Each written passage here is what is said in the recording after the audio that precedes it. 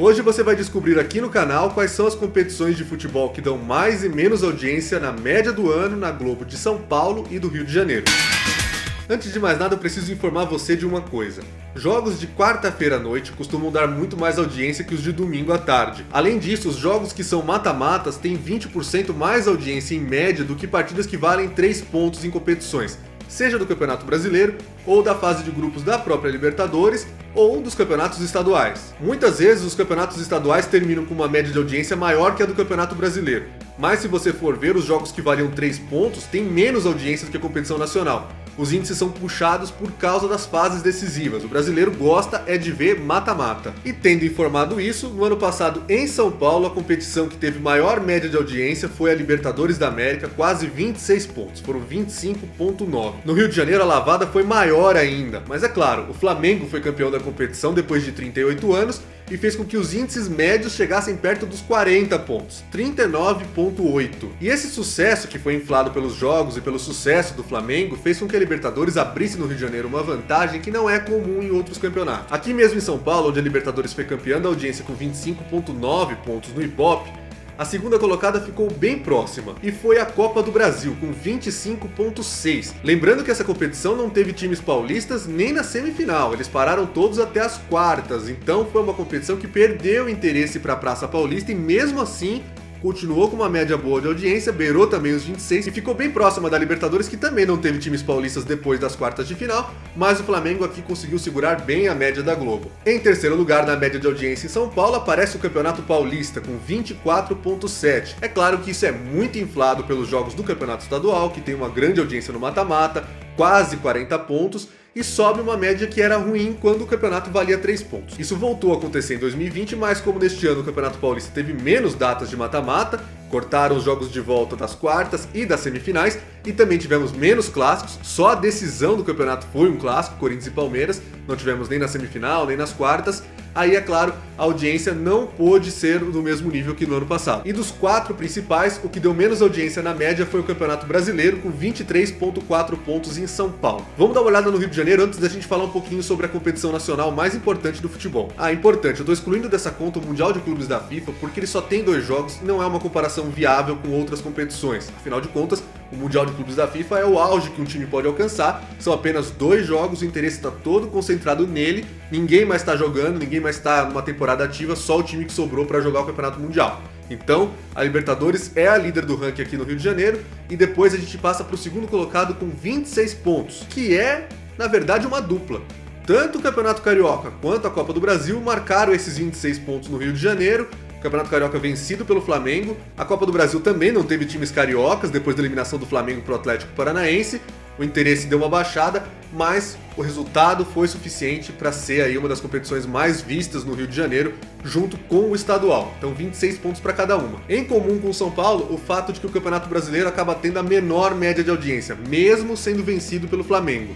Pois é, mesmo com o título flamenguista que não acontecia há 10 anos no Brasileirão, a competição marcou 24,5 pontos e foi aí a menor média de audiência no Rio. Mas aí a gente se pergunta, será que um campeonato que marca a menor média de audiência em São Paulo no Rio de Janeiro pode valer esses 600 milhões de reais que a Globo paga só pelo direito de TV aberta todos os anos? Sim, vale, porque é o campeonato que tem 38 datas garantidas, que é o que faz o futebol ser uma cultura na grade de programação de qualquer emissora. Quando você tem os direitos da Libertadores, você tem que torcer para o time brasileiro avançar o mais longe possível, chegar à final, para marcar grandes audiências. Na Copa do Brasil é um cenário um pouco mais perfeito, né? Tem sempre times nacionais, times grandes chegando, e é mata-mata até o final, não tem muito perigo. E aí nós temos um belo exemplo de 2019, porque não tivemos nem paulistas nem cariocas nas semifinais, e mesmo assim a competição teve bons índices de audiência em São Paulo e no Rio de Janeiro. Esse índice mais baixo do Campeonato Brasileiro é absolutamente normal, tem a ver com as escolhas de jogos que a Globo faz, ela precisa muitas vezes escalar os times que dão mais audiência para serem exclusivos do pay-per-view, e isso sacrifica também um pouco a média do ano. Afinal de contas, além de entregar um bom índice de audiência para quem comprou cotas de publicidade na TV aberta, a Globo também tem a missão de vender o maior número de pacotes de pay-per-view para o usuário direto, que é o torcedor. E aí eu voltei no tempo em 2018 para pegar os números de audiência de São Paulo em um ano que o Palmeiras foi campeão brasileiro, que o Palmeiras avançou até as semifinais da Libertadores da América e que a Copa do Brasil teve o Corinthians como finalista. Foi derrotado pelo Cruzeiro, mas chegou até o último jogo sonhando com o título nacional. E aí nós temos o seguinte cenário, com 28,7 pontos em média no Ibope,